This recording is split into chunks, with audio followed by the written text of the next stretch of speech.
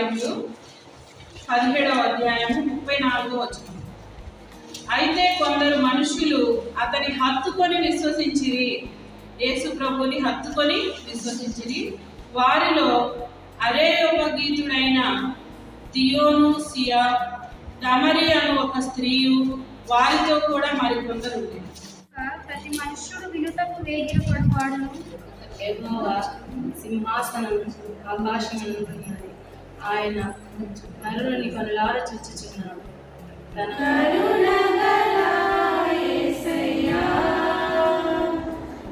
జీవితానికి నీవే చాలునయ్యా, నీ ప్రేమే చూపకపోతే నేనేమైపోదును, నీ కృపయే లేకపోతే నా